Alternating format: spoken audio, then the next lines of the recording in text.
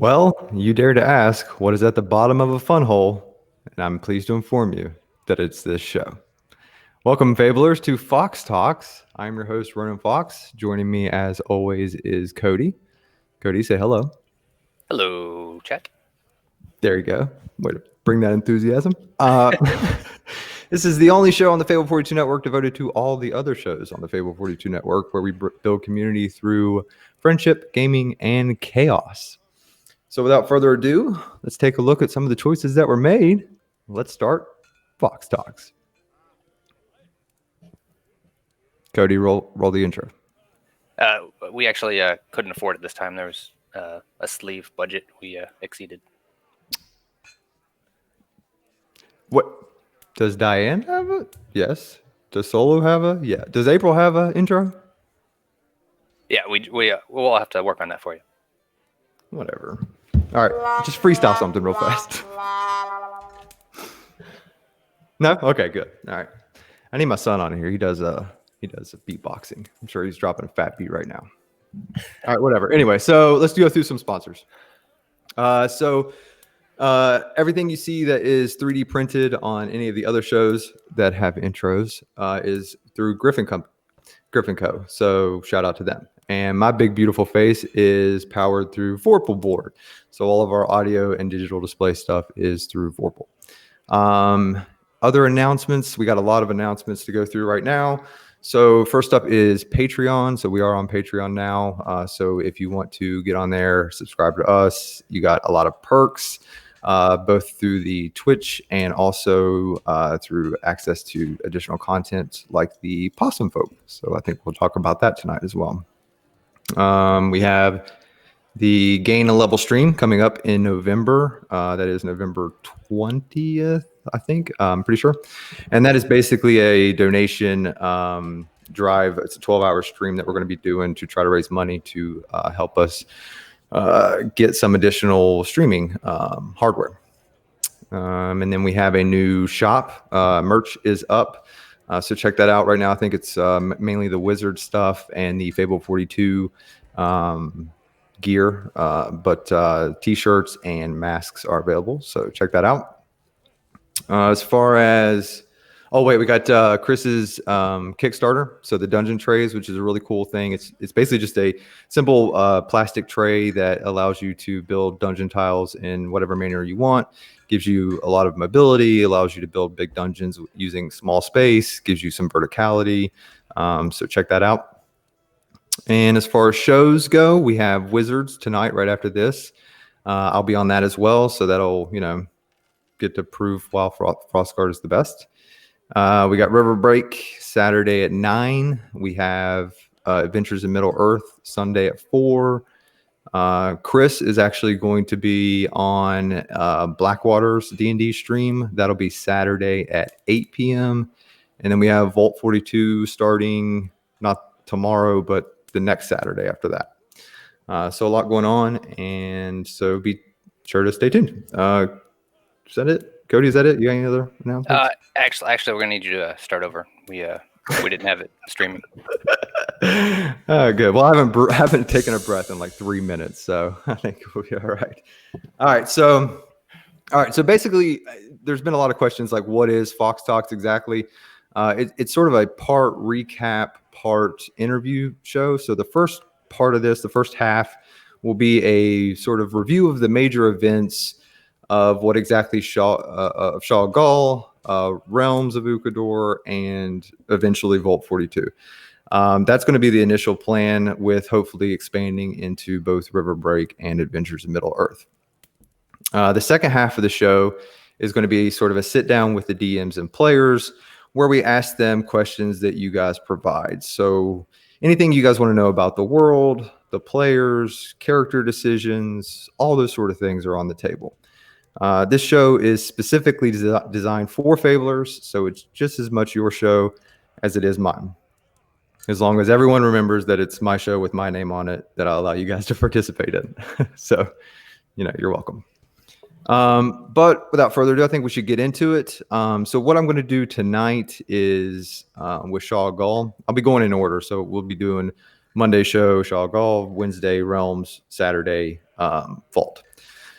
And I think for this one, because we're so early on in the Shaw Goal series, we're only 3 episodes in. What I'll do is just sort of go over the entire campaign, just sort of hit the highlights. And then going forward from there, we will take a deep dive each week into whatever specific episode is there. So we'll start with episode 1, which is View from the Top.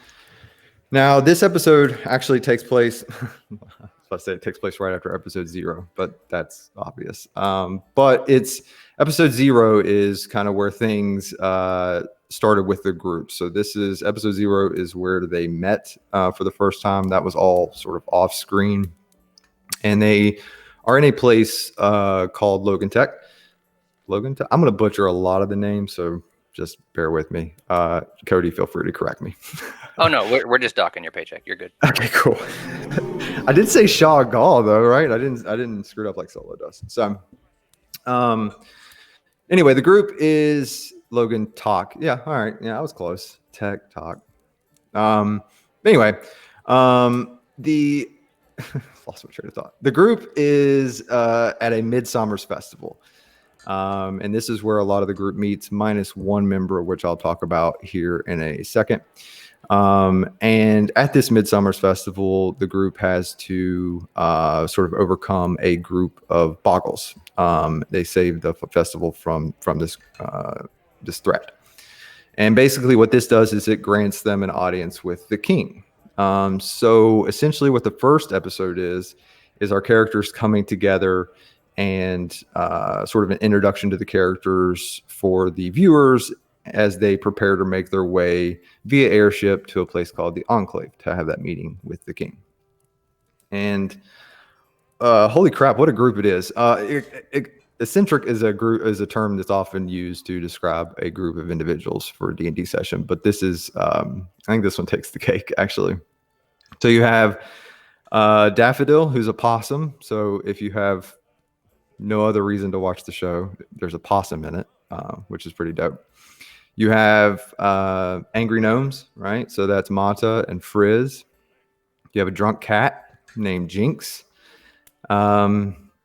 And Daniel, there's a guy named Daniel in it, who is awesome. And of course there's Rex. So Rex is, you know how like on news shows, sometimes there's this old lady and she's talking about like how sweet and endearing her neighbor is, the one that like just murdered his whole family. I'm fairly certain that's Rex. And I'll get into that in a second. Cody, any thoughts on the cast for this session or this campaign? Oh no, you're casually spot on there. Yeah. The possum is reason to log in because she's pretty funny. For sure. And there's definitely something going on with Rex. There's no doubt about it. So anyway, after the meeting, they run a few errands. The group meets up with the aforementioned Daniel at the airship dock. They are attempting to make their way to the Enclave, where they are attacked by a group of Mifits. That's the word. It's Mifits. I had to. No, that's not the word. Whatever. Mephits? Oh, that's no. I'm gonna call them Mifits because that Mephit sounds dumb.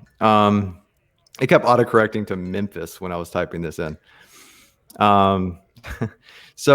But anyway, so they get attacked by Mephits, and they are able to overcome that threat as well.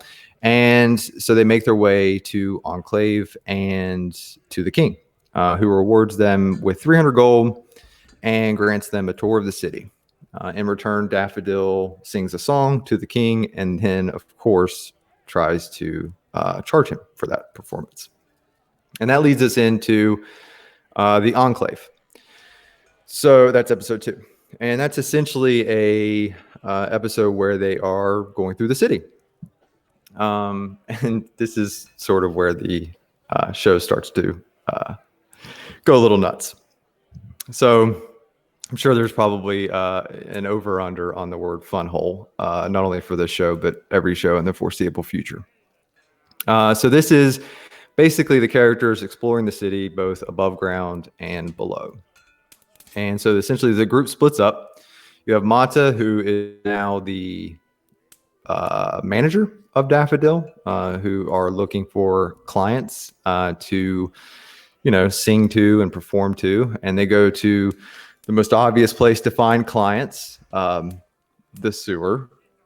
And they go around and look for people. I don't know. But anyway, hijinks ensue. And so Jinx goes off to explore the cemetery, and Rex goes off to study. Maybe. And Frizz is the only one who actually takes up the offer to use the tour guide. Just a point of order. Rex is in chat now, and he's on to your new theory. That's all right. That's okay. I'm good. I am ready to talk that out. All right. So after that sort of day of fun, they regroup to go on the maiden voyage of the Steamforge rail line that is headed to Athcross. However, not long into the trip, they are once again attacked by Mephits, and have a bit more trouble this time, but do manage to kill them. And the episode ends with them basically hearing the cries of some other passengers in a nearby car. So that takes us right into episode 3, which is Off the Rails. So after hearing the cries of some of the other passengers, they dart off into the dining car. The car they find, actually, point of order. Oh man, I just said it for the first time on the show. Poo. I'm fairly certain that Rex rolled an impulse check at the end of episode 2 that was never satisfied at the beginning of episode 3. It was okay. All right. I thought I remember that happening and don't remember that happening in episode 3. Okay. Anyway, so after hearing the cries of the passengers, they dart off into the dining car, and they find basically a large myth. Well, they sort of find a large mythid. The whole cart is engulfed in steam. So there's a bit of a difficult battle there. They have disadvantage on a lot of things just because of they can't see. But eventually they do overcome this large mythid while the guards take care of 2 smaller ones. And after calming the situation, once again, they split up. This group loves to just sort of go off in their own directions, which is fantastic. So Frizz goes to help repair the cars, the windows and things with his contraptions. Rex rushes off to his room to presumably do some studying. Mata and Daffodil return to a conversation they were having with a dwarf named Lord Riss, and his rogue companion named Avis. And Jinx does the only sensible thing one would do after fighting all those things. She goes and drinks. Mata and Daffodil learn of some of the problems facing the dwarves and gnomes within the kingdom, and then are invited to a dinner party.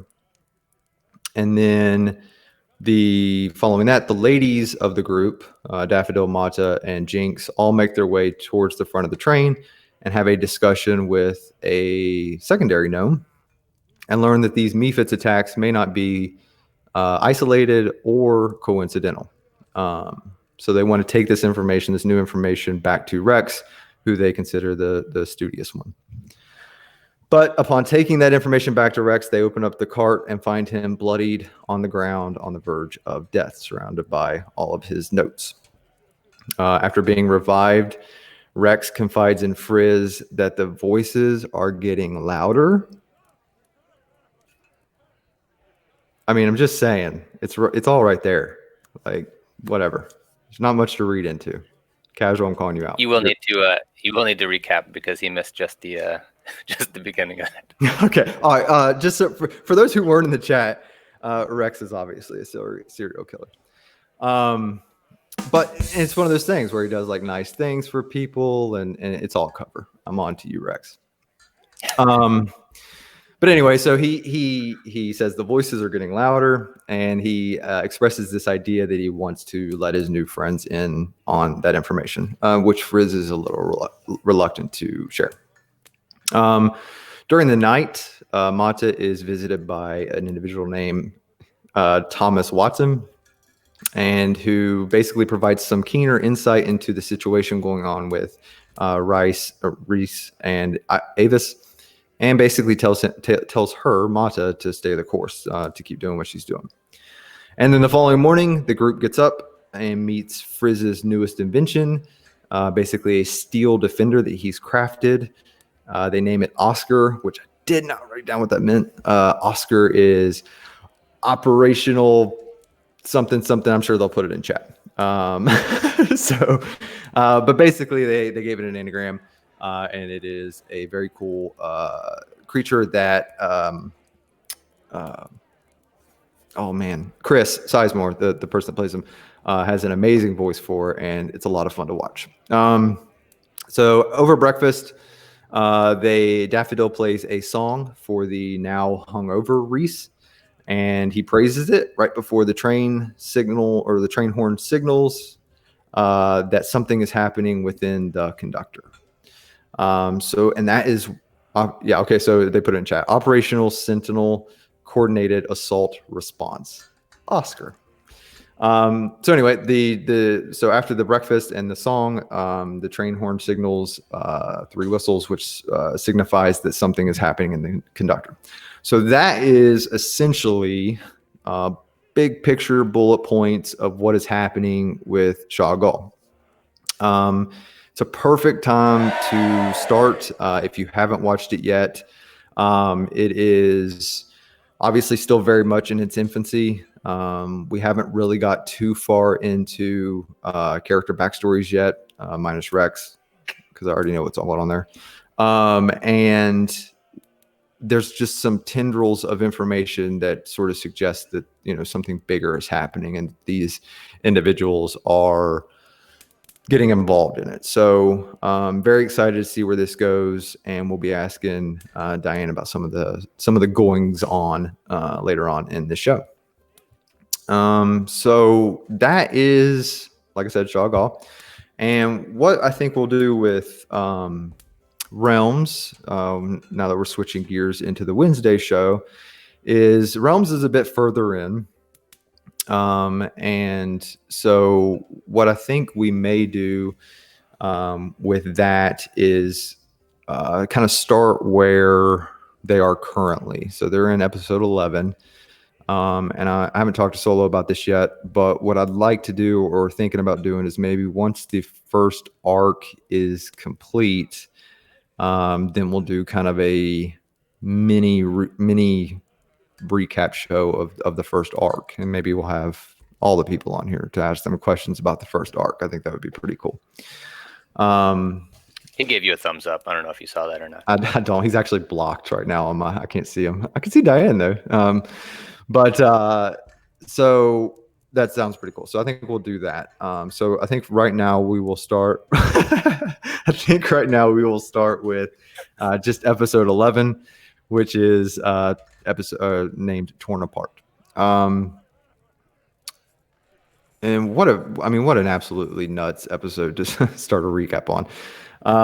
So essentially the party in the previous episode, at the end of the previous episode, had been split by a thing called an Arctic hurricane as they made their way towards Andorra. Is that a real thing? Cody, do you know? Is that it's canon now? If Solo spoke it into existence, sure, it is. It is a real Ukador thing. It's like quick snow. Quick snow. It's exactly what it is. And we did get some interesting conversations and some interesting sort of lore type things because of the unusual pairings. So basically what we had Nafiko and Carrick together, who is the Life Forge and Dragonborn, for those who may not watch the show. We have Eclipse, who is a Tabaxi, with Kyriel, who is an Air Genasi. And then we had poor Kiwin completely alone, who is a Furball. Solo did a really cool feature. I want to get your take on it, Cody. I liked it. Basically, he basically had the party split up both obviously in game and on stream. So whereby basically the viewer, person watching the show, would really only see Solo, who was DMing it, and then whoever was currently the focus of the action. I thought it was pretty good. I thought it added a sense of I know that they could see everything on screen, all the players and stuff, but for the viewer, it added, you know, that sort of sense of separation, isolation, that sort of thing. I thought it was pretty cool. Yeah, as the viewer, I was watching it, and when he did that, I thought it was pretty cool because it took that layer of not necessarily distraction, but it forced you into that narrative that was on screen. Yeah, I like that. And, you know, it's nothing against any other players, but, you know, watching other people do things that, you know, they're not involved in. So taking drinks and that sort of thing kind of chips away at that. But having that focus on the screen, I thought was pretty cool. I don't know if you saw the Patreon GIF or not. But I did. Yeah. So there's Well, I was gonna say once I heard him say that the other actors were off screen, but it was gonna be recorded. Had to make a guest appearance. Yeah. So what happened was Solo ended up recording on his end so he could see everybody, and he wanted to see the facial reactions and all that sort of stuff. So he ended up recording that. Some of that will be available through our Patreon. And yeah, Cody makes a guest photo bomb in there. Well, sort of, not completely. We still know he's a masked crusader. But anyway, so that's how it pretty much started. It started off with Nafiko and Carrick alone with Solo, right after they've pretty much been separated from everybody within the party. They have no real plan, obviously, because they're in the middle of this winter storm. So they have a tentative idea of where the mountains are and try to sort of head that direction. So they sort of set off towards what they believe are the mountains. Then we jump to Eclipse and Kyriel, and they try some tricks. Kyriel comes up with an idea to use a firebolt as a flare, which is pretty ingenious. And Eclipse uses his lantern of revealing to try to see if there's anything going on within his immediate vicinity. And he actually does discover that there is. I don't know if he's just white because he's white, or if he's actually an albino displacer beast. That wasn't really ever, decided, I don't think, but it is a white, displacer beast. And of course, the beast decides to have a conversation because, Solo. Why not? The beast's name is Julo, and he talks about his awakened ability to speak and comprehend languages, which is pretty interesting. But that doesn't really dissolve the fact that there is a sort of tense conversation between him and Eclipse primarily, but a little bit with Kyriel. Kyriel will eventually try to strike a bargain with Julo, basically offering, well, I don't know if she ever actually offers him anything, but she asks for his help in locating her missing friends. Julo will decline that, but will offer to give them directions to the mountains, which is where they said they wanted to go. Ironically, as a viewer, you will know that he gave directions in the precise opposite direction in which Nafiko and Carrick were headed. So, make of that what you will. Then they jump back to Nafiko and Carrick, where Nafiko alerts everyone within like a 500-mile radius of their presence because she uses Carrick's horn, much to the displeasure of Carrick, I'm sure. Which we still might find out that caused an avalanche or two. That's true. Yeah, there is a small village in the mountains that is now in ruins because of Nafiko. I'm sure.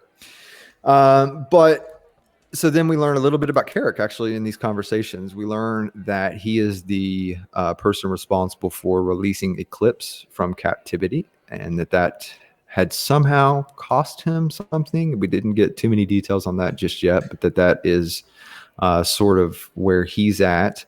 And then they eventually basically make it to the mountains, set up camp for the evening. And then During all of this, if you're wondering where the hell Keywin is, join the club. We all were at this point. Basically, what we were seeing, I don't know if it was at this point yet, but basically we didn't see her for a long time and then just started seeing her roll random dice. So that was actually very cool to see that. So it didn't jump back to Keywin. It actually jumped back to Eclipse and Kyriel, who were continuing their journey, in the completely wrong direction. But they also had time to discuss some things as far as their backstory goes. We learned a little bit about Kyriel's engagement, forced engagement to her betrothed. And there's some bonding over between the two over some mutual animosity of the idea of being, bought and sold as a human. So that's sort of something they've both encountered and can relate to. And Eclipse, in typical Eclipse fashion, offers to kill her problems away if the situation ever arose. So, but their conversation will abruptly end as Kyriel basically starts to plummet off of a cliff that they didn't see because of the storm. And the only reason she really is okay is because her and Eclipse had tied themselves together. So it's at this point that they realize that they've been bamboozled by Julo. Say that 3 times fast. And that they've been headed in the wrong direction. So they're, at this point, no bearings. And after all of that, we finally learn about the fate of Keywin. Turns out she's almost dead. So there's that. But after summoning Elskin and doing a quick heal, she attempts to get her bearings, right? So she sends communications to members of the other group to try to relay her current situation, but is really kind of lost on what to do. Obviously out of her element in the dark and all those sort of things, really not comfortable with her surroundings. So it's this sort of despair that causes her to finally pull out Glim's gifted statue that she had received a couple episodes ago and say the magic word, fuck her, because solo. Well, I think she pronounced it food here. Yeah, that's true. She tried to space it out, but obviously the intent was there. So we all know what it was. And actually, I thought, just a side note, I thought it was really funny. At the end of this episode, ends what happened, and then Dianne just starts cursing on stream, and it was very ironic to see that because her character is so against it, and then she just lets it rip at the end of the episode. She channeled that inner Disney princess. Yes, she really wanted to say it, and she just let it go. So anyway, the statue turns out to be a reindeer, so that's pretty dope. That worked out in her favor. So traveling upon the reindeer, she too heads towards the mountains, or at least where she thinks she is headed towards the mountains. So basically, you have every section of the party headed in sort of tentatively the same direction, or at least the same idea in opposite in going in their own way, I guess you can say. So then we bounce back to Kyriel and Eclipse. They actually find out that their situation's a little bit better off than what they originally thought. It turns out that they actually are near a town, and they head in that direction. And so it is here where they meet Theron, which is an amazing NPC that I hope sticks around. Very boisterous. He makes claims that are clearly false, but seems good-hearted enough. Anyway, I think he's cool, so I hope he sticks around. Excuse me. And they also meet Theron's boss, who is the owner of the Laughing Mammoth Tavern, and his name is Grimshadow. There is some recognition on the part of Eclipse, who then sort of makes Grimshadow aware that he is aware of who he is. So that leads to some pretty tense conversations. But they actually do discover a common interest and that comes in the form of their hatred of Argu, who is sort of who Eclipse is sort of after at this point. His retribution, the end of his retribution, I guess you could say. So anyway, this common interest sort of puts Grim Shadow in the favor of the pair, and he offers to help them find their friends in the morning. So, at that point, so at nightfall, you have the three still separated. You have Kyriel and Eclipse, who not only have the warming cube and the ability to make a hut, somehow get to sleep in a tavern that night. Then you have Nafiko and Carrick, who are roughing it in the mountains. And then you have poor Keewin, who tries to sleep alongside a hungry Yeti and Rudolph the Red-Nosed Reindeer. So the next day, though, Kyriel and Eclipse decide to take Grim Shadow up on his offer. Grim Shadow offers them a wolf-pulled sled, I think is what it was, and Theron to take them out to find their friends. But actually, upon exiting the city, they basically run into Nafiko and Carrick, who there was some communication there, and actually had been traveling since the morning towards that city, along the mountains towards that city. So they actually run into each other as soon as they go to exit the city. So they are back together. Meanwhile, Keewin had noticed a large structure, and as she got closer, turns out it was made of obsidian, and in very typical Keewin fashion, goes to knock on the door because there's absolutely nothing wrong with that giant, crazy ass structure in the middle of nowhere.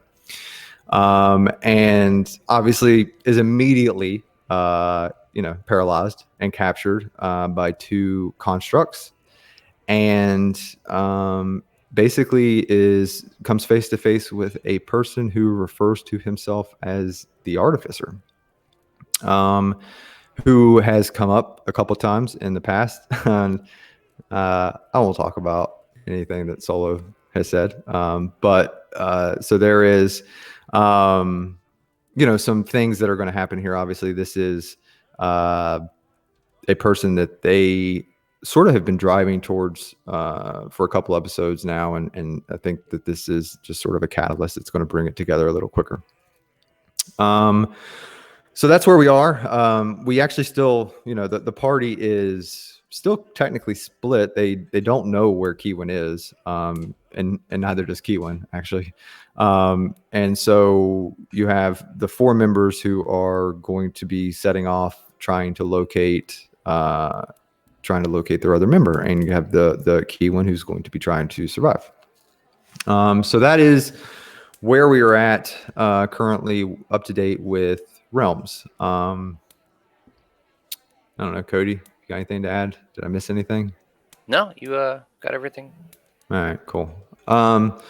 So, and I think that's the way we'll handle it going forward, with all three shows. We'll kind of do a deep dive, and then I may, depending on how many episodes there are, if we introduce River Break and